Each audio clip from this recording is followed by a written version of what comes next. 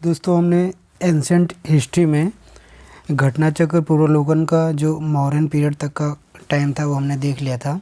आज हम जो है वो पोस्ट मौर्यन पीरियड की बात करेंगे। दोस्तों 185 बीसी तक जो है वो मौर्य काल माना जाता है, ठीक है। और उसके बाद हमारा पोस्ट मॉडर्न पीरियड स्टार्ट होता है, जिसमें जो कई सारे फॉरेन इन्वेडर जो थे वो इंडिया में आते हैं और विभिन्न प्रकार के सिक्के लॉन्च करते हैं और आर्किटेक्चर का डेवलपमेंट होता है। तो पोस्ट मॉडर्न पीरियड से रिलेटेड टॉपिक हम देख लेते हैं।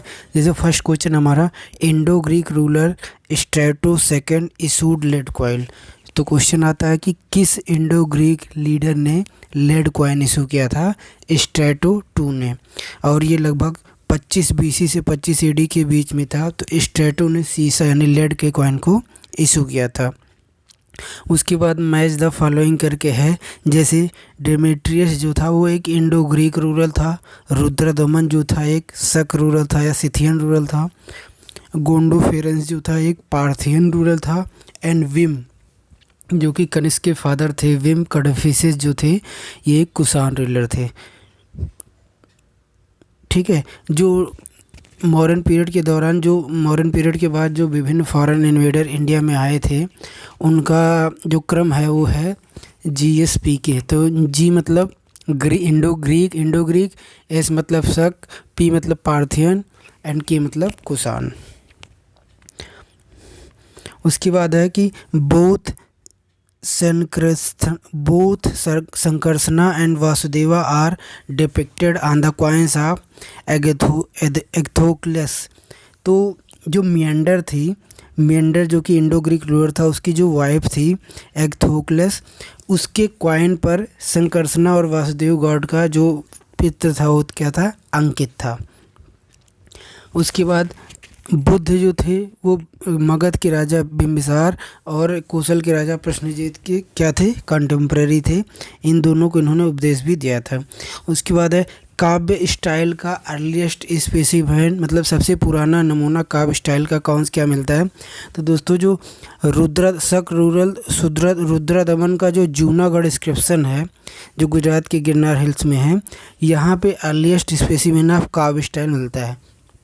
काव्य के मतलब काव्य के फॉर्म में जो है वो इंस्क्रिप्शन किया गया है, और इसको जूनागढ़ इंस्क्रिप्शन को फर्स्ट इंस्क्रिप्शन इन संस्कृत लैंग्वेज भी माना जाता है। तो फर्स्ट इंस्क्रिप्शन इन संस्कृत लैंग्वेज जूनागढ़ इंस्क्रिप्शन।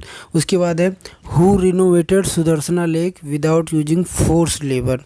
तो दोस्तों हमने पिछली क्लास में पढ़ा था कि जो अशोक ने सुदर्शना लेक पे कैनाल बनाया था, और मॉडर्न पीरियड में सुदर्शन लेक जो था वो बनाया गया था। लेकिन बाद में जब शक पीरियड के दौरान क्या हुआ था कि सुदर्शन लेक जो है बहुत ही बुरी दशा में थी। तो एक कहावत और तो ये जो रुद्रदमन का जूनागढ़ अभिलेख है उसमें मेंशन है कि सुदर्शना जो है दुदर्शना हो गया था। तो उसको रिनोवेट करवाया था किसने? रुद्रदमन फर्स्ट ने, ठीक है। तो रुद्रदमन फर्स्ट जो थे ही रिनोवेटेड द सुदर्शना लेना without using the force labour. उसके बाद है कि largest number of copper coin in north and north west India किसने इशू किया था? तो largest number of copper coins issued in north and north west India by Kushanas. दोस्तों कुषाण किंगडम का एक जो किंग था कुजुल कटफिसेस ने largest number of copper coins को इशू किया था north and north west India में। तो largest number of copper coins in northern and north west India issued by Kushanas. उसके बाद है 60 कॉइन्स ऑफ किंग मियंडर कहाँ से प्राप्त हुए हैं? तो राजस्थान का जो बैरत जगह है जहाँ पे अशोक का जो है वो इंस्क्रिप्शन भी मिलता है, वहाँ पे इंडो ग्रीक किंग मियंडर के 16 कॉइन जो हैं वो मिलते हैं। उसके बाद कौन सा ऐसा राजा था जिसने गोल्ड कॉइन को रेगुलरली इशू किया है? दोस्तों गोल्ड कॉइन फर्स्ट टाइम जो है इंडो ग्रीक रूलर ने इशू किया था, लेकिन ऑन अ रेगुलर बेसिस पे कुषाण किंगडम जो था कुषाण, उन्होंने इशू किया था गोल्ड कॉइन रेगुलरली बेसिस पे। उसके बाद है कनिष्क किसके कॉइन पे बुद्ध जो है वो डिपिक्ट किए गए हैं, मतलब बुद्ध की मूर्ति बनाई गई है? मतलब बुद्ध को इंस्क्राइब किया गया है। तो Buddha is depicted on the coins of Kanishka. दोस्तों हमें पता है कि कनिष्क जो था, कनिष्क के दौरान जो है वो फर्स्ट सेंचुरी एडी में जो है वो क्या होता, फोर्थ बुद्धिस्ट काउंसिल हुआ था और उसी में ही महायान को अलग कर दिया गया था।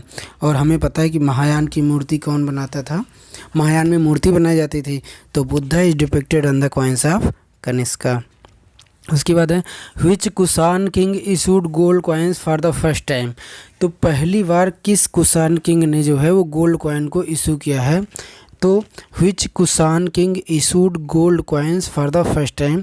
तो फर्स्ट टाइम जो है वो गोल्ड कॉइन इशू किया था विम खडफिसेस ने, जो कनिष्क के फादर थे, कनिष्क के पिता थे, उन्होंने गोल्ड कॉइन को फर्स्ट टाइम इशू किया था। ठीक है, अगर हम कुषाण पीरियड की बात करें तब। लेकिन हमें पता है कि अभी मैंने बताया कि जो इंडो ग्रीक रूरल थे उन्होंने सबसे पहले जो है वो गोल्ड कॉइन इशू किया था। तो which Kushan king issued gold coins for the first time, Vima Kadphises and Indo Greek issued gold coin first time. उसके बाद है introduction of gold coins on large scale and for regular use किसने issue किया था। तो ये विम खडफिसेस ने यूज किया था। Introduction of gold coins on a large scale and for a regular basis Vima Kadphises ने इशू किया था।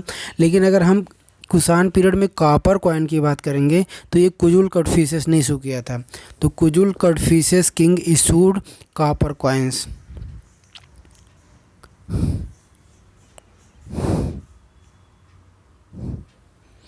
उसके बाद एक कुषाण रूलर थे यौधेय। तो यौधेय कुषाण जो रूलर था उसके कॉपर कॉइन पे किस भगवान को दिखाया जाता था। तो कार्तिकेय भगवान को। तो Lord Kartikeya God is depicted on Yaudheya copper coins. दोस्तों यौधेय जो था ये एक कुषाण रूरल था। It's evidence can be found from Puranas and Ashtadhyayi. तो पाणिनि का जो अष्टाध्यायी है और जो 18 पुराण हैं उनके कुछ सूत्रों से हमें ये पता चलता है कि जो कुषाण रूरल यौधेय था उसने कार्तिक गॉड, उसके कॉइन पे कार्तिकेय गॉड का डिपिक्ट किया गया था। ये क्वेश्चन कई बार आयोग में आया है। उसके बाद है date of Sarnath Buddha image inscription of Kanishka. तो कनिष्क ने जो सारनाथ में बुद्ध की इमेज बनवाई थी उसका डेट क्या है। तो दोस्तों ये डेट काफ़ी इंपॉर्टेंट है और ये आया हुआ भी है यूपीपीसीएस आयोग में। हमें एक चीज़ देखना चाहिए कि जो कनिष्क का जो कोरोनेशन था, यानी कनिष्क ने राजगद्दी को 78 एडी में स्टार्ट किया था। और हमें पता है कि 78 एडी से ही शका एरा भी स्टार्ट होता है। तो अपने कोरोनेशन के 3 साल बाद सारनाथ में उसने बुद्धा का इमेज बनवाया था कनिष्क ने। तो date of Sarnath Buddha image inscription of Kanishka 81 AD है। ठीक है, after 3 years of Kanishka's coronation in 78 AD. और कनिष्क का समय कब तक है, 78 से 108 एडी के दौरान। तो यहीं से 78 एडी से ही बिगनिंग ऑफ शका संवत, जो हमारा दोस्तों नेशनल कैलेंडर है वो शक संवत पर ही आधारित है। और शक संवत हमें पता है कि जो 78 साल पीछे होता है। तो कनिष्क के कोरोनेशन ने जब किया था 78 एडी में, तभी से ही शक संवत का स्टार्ट माना जाता है। ठीक है, और लेकिन जो विक्रम संवत है दोस्तों, विक्रम संवत को 57 बीसी या कहीं कहीं 58 बीसी लिखा रहता है। विक्रम संवत 57 या 58 बीसी से स्टार्ट होता है। ठीक है, और विक्रम संवत एक्चुअली माना जाता है कि जो मालवा, जो आज का एमपी वाला क्षेत्र है, वहाँ पे एक राजा हुआ करता था विक्रमादित्य। तो उसने ये संवत स्टार्ट करवाया था, विक्रम संवत 57 या 58 बीसी में। तो अगर हम देखें कि जो शक संवत है और जो विक्रम संवत है उसमें कितना गैप है, तो दोस्तों शक संवत जो है ईस्वी से 78 साल आगे है, मतलब पीछे है। और जो ये हमारा विक्रम संवत है ये ईस्वी से 57 साल आगे है। तो अगर हमें दोनों के बीच डिफरेंस देखना है तो 78 + 57 = 135 ईयर। ये विक्रम संवत और संवत के बीच में गैप है। National calendar based on Shaka era. दोस्तों मैंने अभी बताया कि हमारा जो राष्ट्रीय कैलेंडर है, नेशनल कैलेंडर है, वो किस एरा पे बेस है, वो शका एरा पे बेस है। आप देखते हो ना हिंदी के कैलेंडर में चैत, वैशाख, ज्येष्ठ, आषाढ़, सावन, भादो, कुआर, कार्तिक, अगहन, पूस ऐसे मेंशन होता है। ठीक है, तो यही होता है एक्चुअली। हम ये जो हम जनवरी, फरवरी, मार्च, अप्रैल बाद देखते हैं, ये इंग्लिश कैलेंडर ग्रिगोरियन कैलेंडर का है, लेकिन हमारा जो नेशनल कैलेंडर है वो शक एरा से चलता है। और शक एरा का पहला महीना क्या होता है? चैत होता है, चैत। तो फर्स्ट चैत जो है अगर हम ग्रिगोरियन कैलेंडर से मैच करें तो 22 या 21 मार्च को पड़ता है। तो यहाँ से हमने दो क्वेश्चन देखा, एक तो क्या कि जो हमारा नेशनल कैलेंडर है वो शक एरा पे बेस्ड है, और दूसरा क्या देखा कि जो फर्स्ट चैत है वो किस मंथ में पड़ता है? मार्च महीने के 21 या 22 तारीख को पड़ता है। ठीक है, उसके बाद है कि ईयर ऑफ शक संवत इन दिसंबर 2009। दोस्तों अगर हम दिसंबर 2009 को शक संवत में कन्वर्ट करें, क्योंकि दिसंबर 2009 जो है ये ग्रिगोरियन कैलेंडर पे बेस्ड है, तो अगर हम शक संवत को देखें इस समय तो क्या होगा? तो हमें पता है 2009 ग्रिगोरियन कैलेंडर के अनुसार है, और जो हमारा शक संवत है वो 78 साल पीछे होता है, 78 ईयर पीछे होता है, 78 एडी है ना। तो इसीलिए अगर हम 2009 से 78 ईयर घटाएंगे तो हमें क्या मिलेगा? शक संवत मिलेगा दिसंबर 2009 का, तो ये 1931 होगा। ठीक है, 1931। तो Shaka Samvat is 78 year back from Gregorian calendar, 78 AD है ना। उसके बाद है कनिष्क के कंटेम्प्रेरी कौन कौन से लोग थे? तो एक तो अश्वघोष थे और दूसरा वसुमित्र थे। दोस्तों हमने पिछली क्लास में बुद्धिज्म में पढ़ा था कि जो fourth Buddhist council Kundalgram, Jammu Kashmir के कुंडलग्राम में, आज का जो जम्मू कश्मीर है उसके वहाँ पे जो कुंडलग्राम था वहाँ पे आयोजित कनिष्क ने करवाया था, तो उसके जो चेयरमैन थे वो वसुमित्र ही थे। तो ये दोनों लोग क्या थे? स्कॉलर थे, पोएट थे। तो अश्वघोष and Vasumitra are contemporary to Kanishka, ये कनिष्क के दरबार में रहते थे। ठीक है, अश्वघोष ने कुछ लिटरेचर लिखे हैं जो एग्जाम में पूछा जाता है, जैसे एक तो है बुद्ध चरित्र, तो बुद्ध चरित्र के लेखक अशोक हैं। दूसरा है सौंदर्य आनंदा, तो सौंदर्य आनंदा के भी लेखक अश्वघोष हैं। और सरीपुत्र प्रकारम के भी लेखक कौन हैं? अश्वघोष हैं। और जो वसुमित्र है, वसुमित्र भी इनके कोर्ट पोएट ही थे, जिन्होंने फोर्थ बुद्धिस्ट काउंसिल को क्या किया था? चेयर किया था, प्रिसाइड किया था। तो कनिष्क के कंटेम्प्रेरी अश्वघोष एंड वसुमित्र हैं। उसके अलावा अगर हम कनिष्क के कोर्ट फिजिशियन की बात करें तो चरक जो थे वो कोर्ट फिजिशियन थे, किसके? कनिष्क के। और इसको याद रखने का तरीका है, जैसे गोल्डन क्रेसेंट जो है वो अफ़गानिस्तान वाले क्षेत्रों में पड़ता है और कुषाण रूलर वहीं से आए थे, उधर से आए थे। तो यहाँ से हम लिंक कर सकते हैं, चरक जो थे वो कोर्ट फिजिशियन थे कनिष्क के। और उसके बाद जो नागार्जुन थे, नागार्जुन ने माध्यमिक शून्यवाद या माध्यमिका पाठ का जो वर्णन दिया था, मध्यमा का जो वर्णन दिया था, ये किसके कोटर्मिनस थे? तो ये कोटर्मिनस थे हमारे कनिष्क के। तो नागार्जुना एक फिलासफर थे जो बुद्धिज्म की एक ब्रांच है माध्यमिक शून्यवाद, जिसमें ऐसा माना जाता है कि जगत में सब कुछ शून्य है, मतलब एक ध्यान को बहुत ज़्यादा ये लोग फोकस करते हैं। तो जो नागार्जुन थे उन्होंने माध्यमिक शून्यवाद या शून्यवाद या माध्यमिका किसी भी नाम से आता है, इसको प्रतिपादित किया था। तो ये भी क्या थे? कनिष्क के कोटर्मिनस थे। उसके बाद है पार्स भी क्या थे? कनिष्क के कंटेम्प्रेरी थे। तो कनिष्क के कंटेम्प्रेरी, इसमें कई क्वेश्चन को मैंने मर्ज किया है। तो कनिष्क के कंटेम्प्रेरी कौन है? अश्वघोष हैं, वसुमित्र हैं, चरक हैं एंड नागार्जुन हैं एंड पार्श्व हैं। ये सारे लोग क्या हैं? ये सारे लोग कनिष्क के कंटेम्प्रेरी हैं। उसके बाद है पतंजलि। दोस्तों पतंजलि जो थे ये पुष्यमित्र शुंग के कंटेम्प्रेरी थे, और उसने जो अश्वमेध यज्ञ करवाया था उसमें भी इन्होंने पार्टिसिपेट किया था। तो पतंजलि जो है वो योग दर्शन के प्रवर्तक माने जाते हैं, जिन्होंने अष्टांग योग का पाठ दिया था। तो पतंजलि जो हैं ये पुष्यमित्र शुंग के कंटेम्प्रेरी थे। दोस्तों पुष्यमित्र शुंग जो था उसने शुंग डायनेस्टी को इस्टेब्लिश किया था 185 BC में।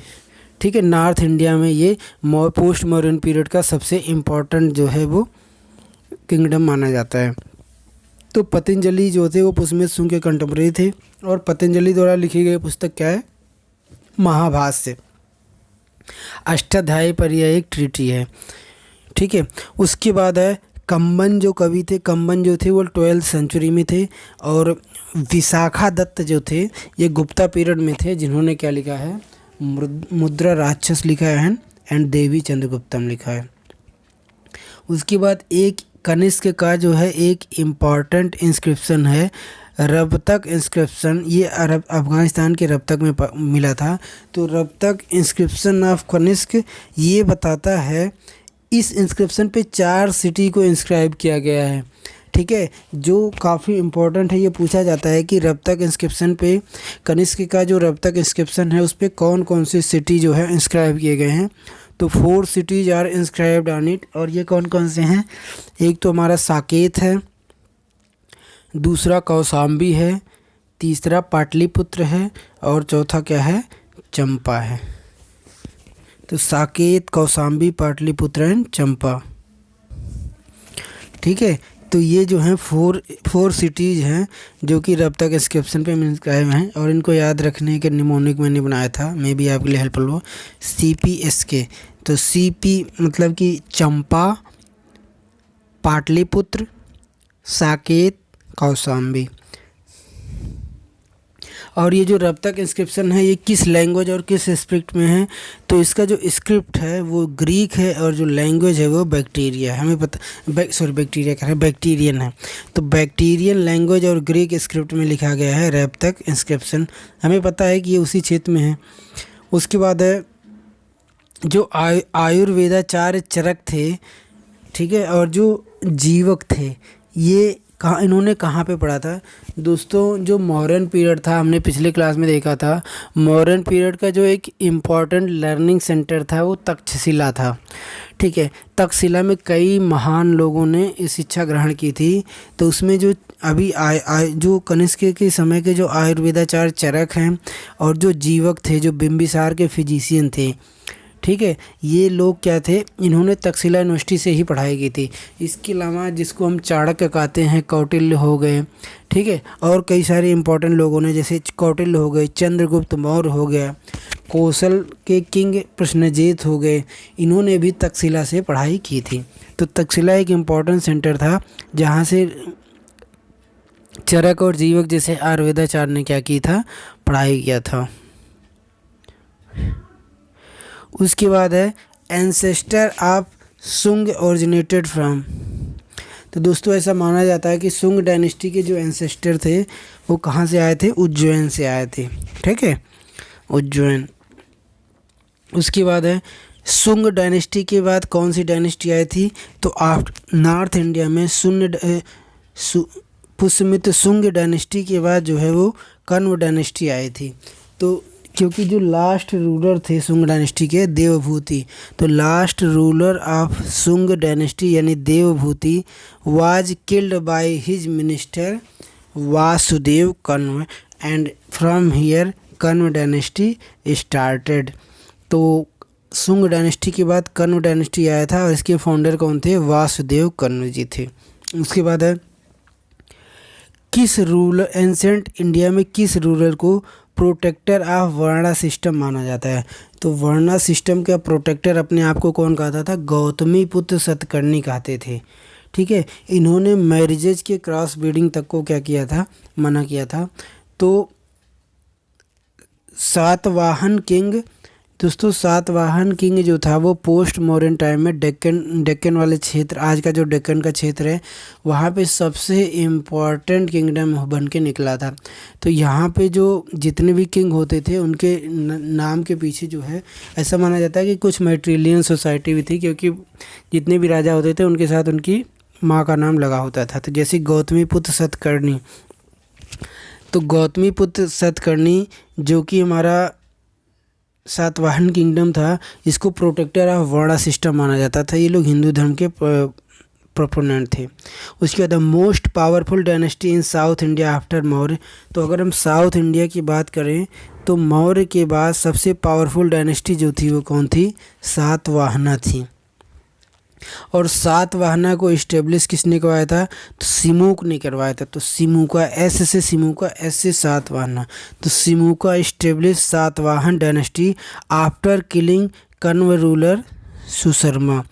तो हमने अभी पढ़ा था कि जो नॉर्थ इंडिया था, नॉर्थ इंडिया में पुष्यमित्र शुंग के बाद कौन सी डायनेस्टी आई थी? तो पुष्यमित्र शुंग के बाद जो डायनेस्टी आई थी कण्व डायनेस्टी आई थी। और उसका जो उसका जो रूलर था सुशर्मा, उसको सिमुक ने क्या किया था? मारा था। और वहाँ पे उसने सातवाहन डायनेस्टी को इस्टेब्लिश करवाया था। तो उसके बाद जो डिफरेंट पोस्ट मॉडर्न पीरियड के जो डिफरेंट डायनेस्टी थे और उनके जो डिफरेंट कैपिटल थे उनको मैच द फॉलोइंग में दिया। जैसे शुंग डायनेस्टी, तो शुंग डायनेस्टी नॉर्थ इंडिया में था, तो उस समय जो है पाटलिपुत्र जो है मेजर सिटी हुआ करता था, तो इसलिए पाटलिपुत्र को कैपिटल बनाया था। उसके बाद सातवाहन, तो दोस्तों सातवाहन का जो कैपिटल था वो पाइथन था, जिसको प्रतिष्ठान भी कहीं कहीं कहा जाता है। और जो कदम्ब थे, कदम्ब का कैपिटल क्या होता था? बनवासी होता था, बनवासी, BANVAC, बनवासी। और जो मेडिवल टाइम के, अर्ली मेडिवल टाइम के जो चंडेल रूलर थे उनका कैपिटल क्या था? तो उनका कैपिटल जो है वो बुंदेलखंड क्षेत्र वाले में जो महोबा था वहाँ पे था। ठीक है, तो खुजराहो बुंदेलखंड वाले क्षेत्र में थे। उसके बाद जो चाइनीज़ जनरल था पेन चाओ, ये किसने डिफीट किया था? तो ऐसा इंस्क्रिप्शन में मिलता है, कई सारे सोर्सेज में मिलता है कि चाइनीज़ जनरल पेन चाओ डिफीटेड कनिष्का को उसने क्या किया था? डिफीट किया था। उसके बाद अगर कुषाण डायनेस्टी का क्षेत्र पूछ रहा है तो Kushan dynasty expanded outside of India, वो नॉर्थ वेस्ट में अफ़गानिस्तान से लेके इधर चाइना तिब्बत वाले क्षेत्र तक और साउथ में डेक्कन तक जो है वो फैला हुआ था कुषाण डायनेस्टी। उसके बाद है institution of child marriage started by. तो चाइल्ड मैरिज का जो इंस्टीट्यूशन है ये कुषाण के पीरियड के दौरान क्या हुआ था? ओरिजिनेट हुआ था। तो institution of child marriage started in Kushan period. उसके बाद कुछ करेक्ट मैच दिया है, जैसे हड़प्पन। तो हड़प्पन जो है वो रेड वेयर यूज करते थे। हमने बताया था कि हड़प्पन पीरियड के जो पोट्री होते थे वो रेड कलर के होते थे, उनमें ब्लैक कलर से डिजाइन होती थी। तो हड़प्पन रेड वेयर। उसके बाद कुषाण ने गांधारा आर्ट और मथुरा आर्ट को इंट्रोड्यूस किया था। उसके बाद गुप्ता पीरियड के दौरान ही अजंता केव की जो सारी painting, most of the painting 70% Gupta period के दौरान ही बनी थी। और राजस्थान में जो है वो पहाड़ी स्कूल ऑफ पेंटिंग पॉपुलर था। दोस्तों पहाड़ी स्कूल ऑफ पेंटिंग वैसे तो मिडिवल टाइम में स्टार्ट हुआ था, जब राजाओं का संरक्षण बंद हो गया था, उस समय ज़्यादा डेवलप हुआ था। उसके बाद है Gandhara and Mathura school of art किसने शुरू किया था? तो Gandhara and Mathura school of art Kushan ने शुरू किया था। और जो Gandhara and Mathura school of art है, किसका स्कूल, किस आर्ट का स्कूल है? ये स्कल्पचर का स्कूल है। उसके बाद है डायनेस्टी दिया है और मेटल्स ऑफ कॉइन, उनके मतलब किस टाइप के कॉइन ज़्यादा पॉपुलर थे। तो कुषाण के समय गोल्ड एंड कॉपर ज़्यादा पॉपुलर थे। गुप्ता के समय गोल्ड के साथ सिल्वर ज़्यादा पॉपुलर हो गया था। और कलचुरीज के साथ जो है gold, silver and copper start हुआ था। सातवाहन हमने देखा था, सातवाहन लेड, ये कोई गोल्ड कॉइन नहीं इशू करते थे, सातवाहन ने ज़्यादातर लेड कॉइन को इशू किया है। उसके बाद है इंस्क्रिप्शन दिया है और किंग दिया है। जैसे नासिक इंस्क्रिप्शन किसका है? तो गौतमी पुत्र सतकर्णी का है। Hathi Gumpha inscription Kharavela king, Jain Kalinga king Kharavela के लिए था। भीतरी दोस्तों गाजीपुर, उत्तर प्रदेश के गाजीपुर में जो भीतरी इंस्क्रिप्शन है ये स्कंदगुप्त का है। और उसके बाद गिरनार का जूनागढ़ इंस्क्रिप्शन, ये तो बार बार हमने देखा, रुद्रदमन फर्स्ट का है। और ऐहोल इंस्क्रिप्शन किसका है? चालुक्य किंग पुलकेशिन द्वितीय सेकंड का है। उसके बाद अफ़गानिस्तान में जो बामियान है वो किसके लिए फेमस है? तो यहाँ पे बुद्धा के कई सारे स्टेचू और स्कल्पचर हैं, उसके लिए फेमस है। बीच में जब तालिबान का शासन आया था तो उसने बामान बुद्धिज़्म की मूर्तियों को क्षति पहुँचाए थे, तो ये काफ़ी न्यूज़ में था। तो Bamiyan in Afghanistan famous for Buddha statue. उसके बाद है गांधारा आर्ट स्टाइल जो है किस किस का कॉम्बिनेशन से बना है, तो गांधारा आर्ट स्टाइल जो है मेजरली इंडिया और ग्रीक फीचर को कंबाइन करके बना है। वैसे इसमें चार स्कल्पचर का मिक्सचर मिलता है, Greek, Syrian, Persian and Indian. लेकिन ग्रीक जो है 45% के आसपास है, इंडियन जो है 50% के आसपास है, और इन दोनों सीरियन एंड पर्शियन का इफेक्ट जो है बहुत कम होता है। तो गांधारा स्कूल ऑफ आर्ट जो है it uses green schist as the medium, तो ग्रीन सिस्ट का यूज जो है इसको स्कल्पचर बनाने के लिए किया जाता है। जबकि मथुरा स्कूल ऑफ आर्ट में